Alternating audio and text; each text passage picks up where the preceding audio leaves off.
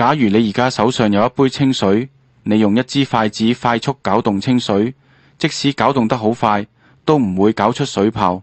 呢個便要解釋咩叫表面張力 surface tension。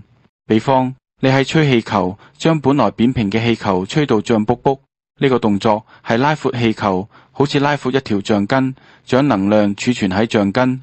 同樣，吹脹一個氣球，基本上係把能量儲存喺氣球表面嘅物質。一旦鬆手，本來儲存嘅能量便會壓縮氣球，釋放氣球中嘅氣，氣球便扁咗。呢個壓扁氣球嘅力叫表面張力。而家返回用一支筷子攪拌一杯水，即使攪出水泡，水泡嘅表面張力立即壓扁水泡。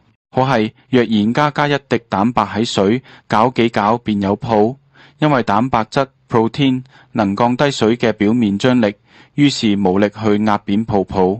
即係倘若尿中有蛋白質，又叫蛋白尿 proteinuria， 尿便有泡。蛋白尿是否反映腎有病？呢個便要稍稍解釋腎嘅一個重要功能，將血液中嘅廢物導出血管，隨住水又叫尿排出身體。人嘅身體左右各有一個腎，每個腎有大約100萬個過濾結構，叫腎小球 glomeruli。腎小球微絲血管壁嘅足細胞 podocytes， 表面有好多蛋白質嘅鬚鬚，交織成一個過濾網。任何東西，包括蛋白質，若分子量未達45000，都能穿越過濾網。所以，即使有蛋白尿 proteinuria， 腎臟可以好正常。